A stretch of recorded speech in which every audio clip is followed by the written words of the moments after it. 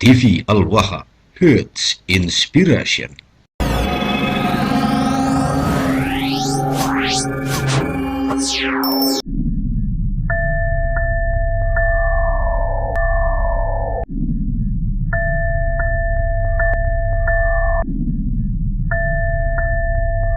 Mari kita ngambil pelajaran sangat berharga.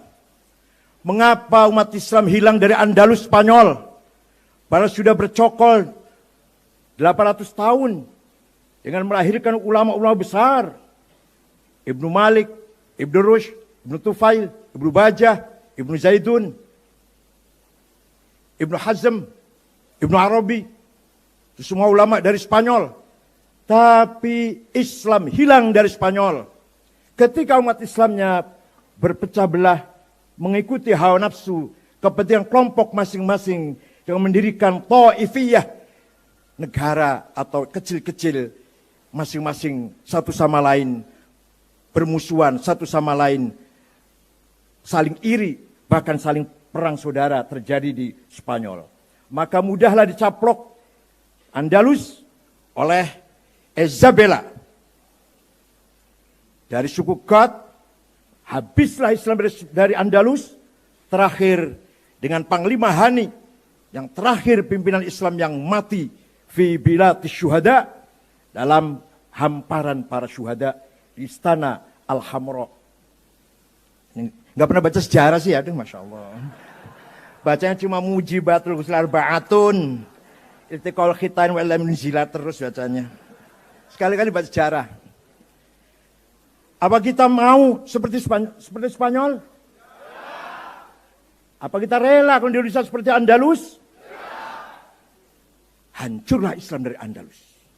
Saya bicara di sini bukan bicara politik praktis, tapi politik kebangsaan, politik konstitusional, politik yang kita dambakan bersama. Kemudian, para ulama yang hadir ini mempunyai tanggung jawab dua. Punya tanggung jawab dua, mas'uliyah diniyah dan mas'uliyah watoniyah. Mas'uliyah diniyah, yang namanya ulama itu adalah berangkat dari Al-Quran, falaula nafaru min kulli firqatin minhum ta'ifatul yatafaqahu fid din wal yunziru qaumahum idza raja'u ilaihim la'allahum yahdharun. Yang namanya ulama itu adalah mutafaqih fid din, yang paham agama. Saya contohkan, paham tafsir dan ilmu tafsir, paham asbabun nuzul, paham makiyah madaniyah, paham nasikhah mansukhah, paham muhkamah muqayyadah, paham muhkamah muqayyadah, mutasyabihah, paham mutlaqah muqayyadah, paham amma dan khassah, paham nasikhah dan mansukhah, paham hakiki dan majazi, kinayah isti'arah. Itu baru Quran.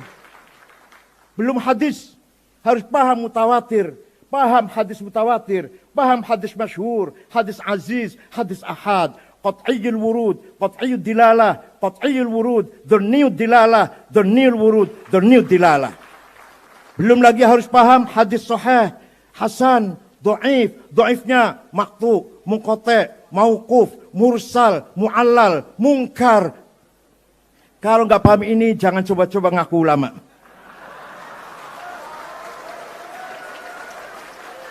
Itu baru yang berkaitan Quran dan hadis. Belum ijma', qauli dan sukuti. Belum qiyas, ada 9. Aulawi, burhani, mantiki, jadali, istiqra'i, tamthili, khitabi, syi'ri, iqna'i.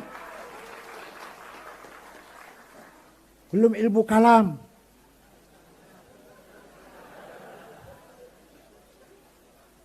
Zatullah wa sifatuh. Hubungannya apa dengan zat dan sifat? Sifat yang wajib berapa, yang mustahil berapa, yang jaiz berapa? Apa itu ta'aluk saluhi? Apa itu ta'aluk tanjizi? Ya Allah, dikira gampang apa ulama?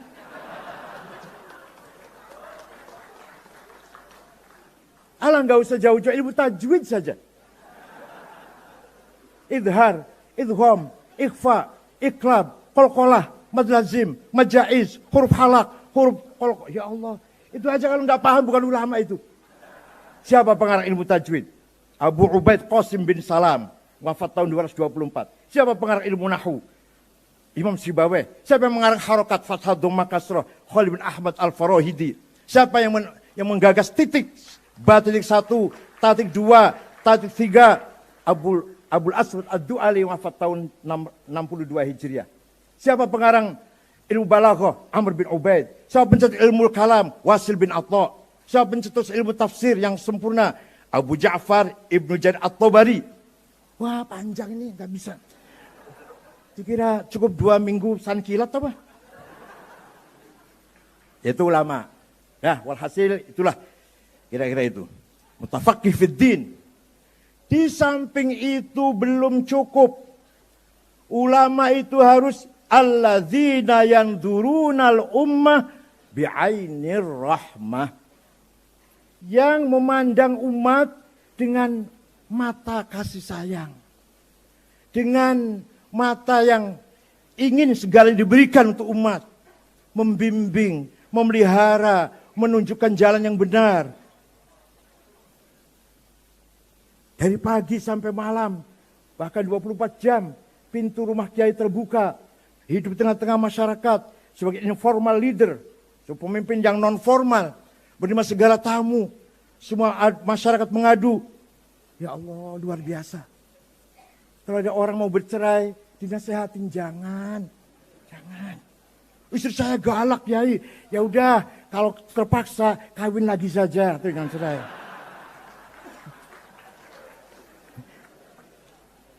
Enggak, ini kata kiai, bukan kata saya, bukan kata saya kan.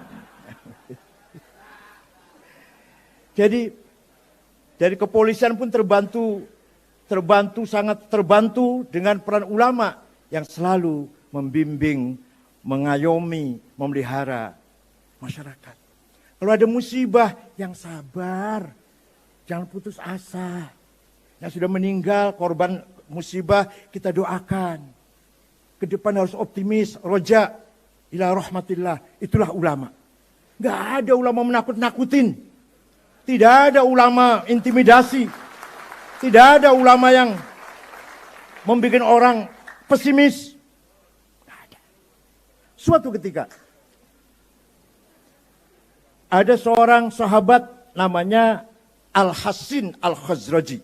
Bisod ya, Hasin. Kalau Sin Husain bacanya. Kalau Sod Hasin bacanya. Al-Hasin Al-Khazraji punya anak tidak mau masuk Islam. Dirayu, dikandani, dituturi, diajak masuk Islam, tetap nggak mau. Anaknya ini. Akhirnya habis sabarnya mengancam ayah itu. Kalau kamu tetap tidak mau Islam, saya bunuh kamu. Begitu ada seorang ayah menteror anaknya dalam masalah agama, turun ayat Al-Quran yang kita semua tahu, la ikraha fiddin. Tidak boleh ada paksaan, ada kekerasan, ada teror, ada intimidasi dalam masalah agama. Ayah tidak boleh ngancam anak. Apalagi sedulur bukan, family bukan. Tahu-tahu sweeping.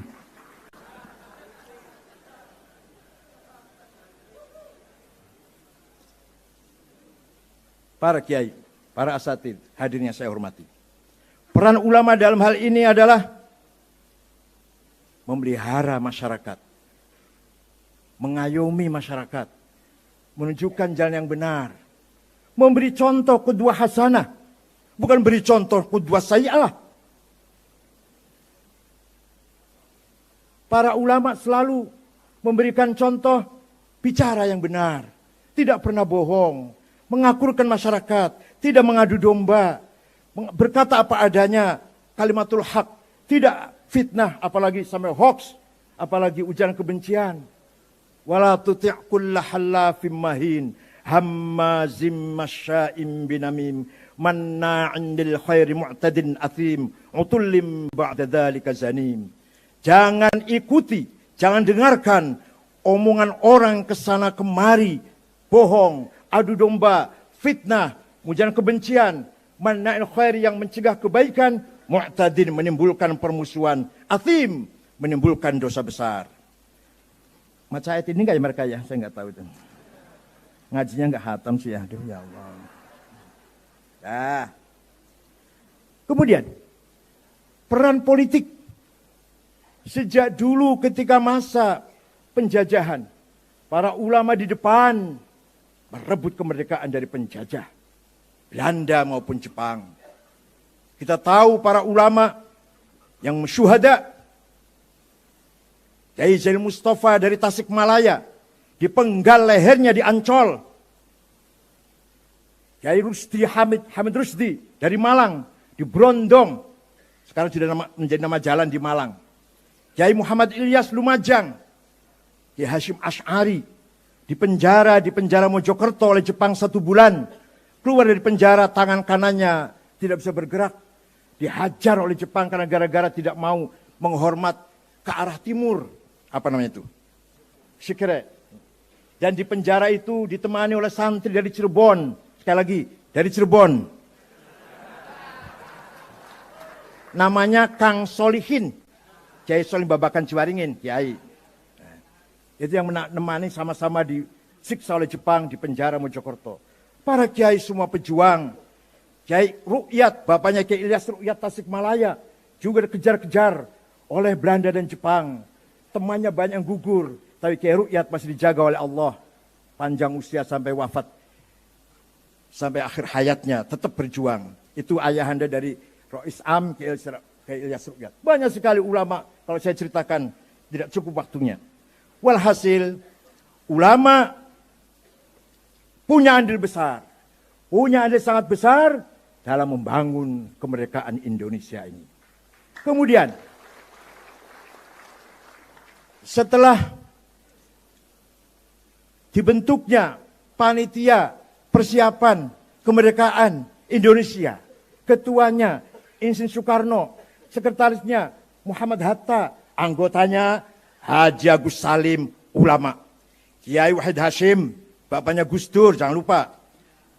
Kakeknya Mbak Lisa, jangan lupa. Itu Wahid Hashim. Dan Muhammad Yamin, Laimena, Maramis, Abi Kusno. Nah, itu semua adalah para ulama bersama pemimpin-pemimpin nasionalis menjadi panitia yang mempersiapkan kemerdekaan Indonesia ini. Dikira para ulama bisa cuma tahlil aja, Pak? Ya Allah. Tahlil pinter, berjuang pinter. Kemudian, tahun 45 merdeka, 17 Agustus 45 merdeka. Baru merdeka Agustus, September, Oktober, ada ancaman dari sekutu. Akan mengirim pasukan dengan manipulasinya atau ditutupin bahwa mereka datang akan mencari tahanan-tahanan Belanda yang dipenjara oleh Jepang. Jadi nggak akan perang, cuma akan mencari sisa-sisa di dalam penjara Belanda yang dipenjara oleh Jepang. Ternyata bawa senjata berat. Bung Karno, Pak Hatta, Jenderal Sudirman, musyawarah, berunding. Gimana ini? Ya dilawan. Yang lawan siapa? Ya siapa? TNI baru saja istirahat perang, masih capek. Jadi gimana? Rakyat yang melawan. Intifadah. Intifadah bahasa Arab artinya ngeroyok lah. Pakai ketepel, pakai kayu, pakai batu, bata. Oke bagus intifadah. Tapi yang bisa mengerahkan rakyat supaya berani intifadah siapa? Nah itu. Dicari oleh tiga orang ini. Bung Karno, Pak Hatta, dan Sudirman. Kiai Haji Hashim Asy'ari Tebuireng. Itu yang bisa itu. Maka tiga pemimpin besar ini mengirim utusan bertamu pada Mbah Hashim Asy'ari. Kemudian beliau salam dari Bung Karno, Pak Hatta, dan Jenderal Sudirman. Beliau bertiga bertanya kepada Kiai, hukumnya membela tanah air. Bukan bela agama loh, bela tanah air. Kalau nggak ngerti tanah air, lemah kalau banyu, nggak ngerti tanah air. Masya Allah. Kiai Hashim Asy'ari mengumpulkan para ulama dari Banten Menes Kiai Abdul Rahman, dari Bogor Pagentongan Kiai Abdul Hamid, dari Majalengka Kiai Abdul Halim, dari Cirebon Kiai Abbas, dari Buntat Kiai Amin Babakan Ciwaringin, Kiai Satori Arjawinangun, dari Indramayu Kiai Sujai Segeran, dari Semarang Kiai Ridwan, dari Lasem Kiai Maksum, dari Kudus Raden Asnawi Kudus, dari Cepu Kiai Usman, Lombok Tengah, Guru Faisal bertemu tanggal 20 di Tebuireng sampai tanggal 22 Oktober. Keputusannya bahwa membela tanah air hukumnya fardhu ain. Semua orang wajib membela tanah air. Tidak pandang bulu. Yang kaya, yang miskin, yang berpendidikan, yang buta huruf, wajib membela tanah air. Fatwa itulah yang terkenal dengan fatwa resolusi Hasyim Asy'ari yang bisa menggerakkan masyarakat Surabaya, Pasuruan, Gresik, Sidoarjo, Mojokerto, Madura melawan nikah, kedatangan nikah. Peperangan dipimpin oleh, nah ini jangan kaget. Jangan kaget nih. Dipimpin oleh singa dari Cirebon. Tenang. Namanya Kiai Abbas dari Buntet Cirebon. Mengambil sebuah markas rumah di desa Siwalan Kerto, Gang Pabrik Kulit, Jalan Ahmad Yani, Surabaya. Di situ markasnya. Peperangan terjadi, korban sangat banyak, tapi alhamdulillah kita menang. Kiai Abbas Buntet menjatuhkan pesawat 3, hanya dilempar dengan biji tasbihnya. Percaya silahkan, enggak apa-apa.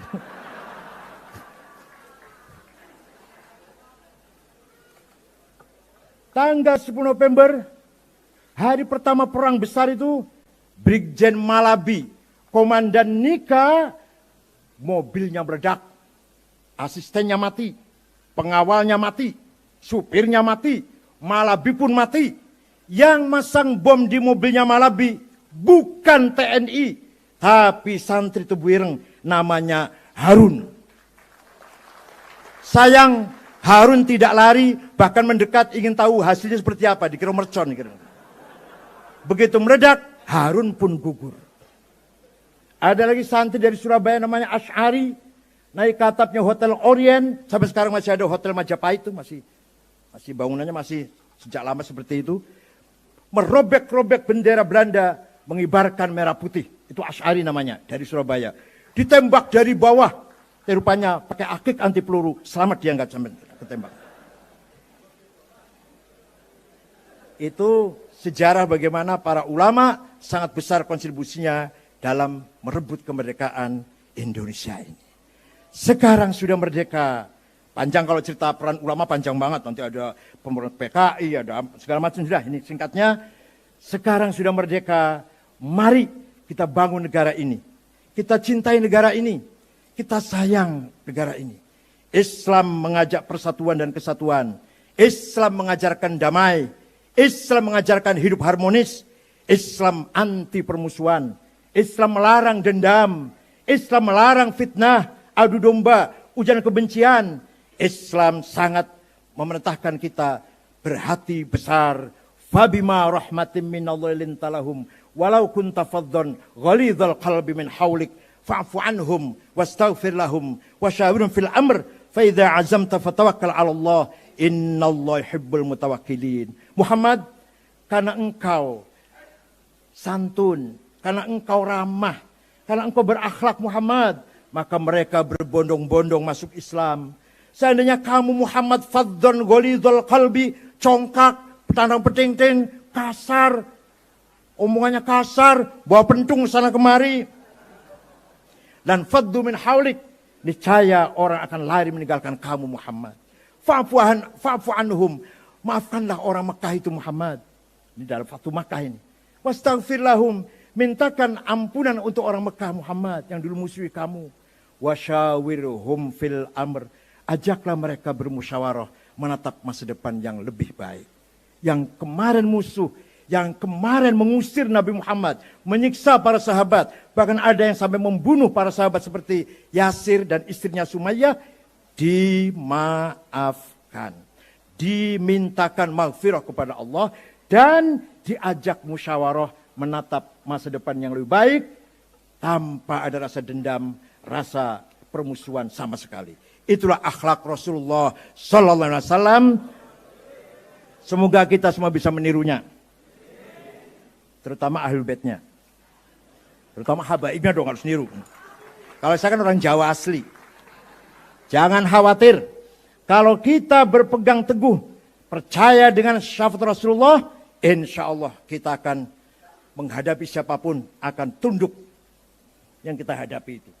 Wa man takun bi rasulillahi nusratuhu intal kohul usdu fi ajamiha tajimi walan taro min wali yin ghaira muntasiri bihi wala min adu win ghaira munqasimi budanu orang patah apa kata Ibrahim. Barang siapa selalu minta pertolongan kepada Rasulullah, maka ketika menjumpai harimau, harimau nanti akan menjadi kucing. Paham betul? Yang tadinya galak akan menjadi lunak. Kalau kita selalu bersama Rasulullah. Intal qahul usdu fi ajamiha tajimi. Walantara min waliyin ghairu muntasiri. Kamu tidak akan menjumpai kekasihnya Rasulullah yang tidak menang. Dan kamu tidak akan menjumpai musuh Rasulullah yang menang pasti kalah. Itulah janji Rasulullah SAW.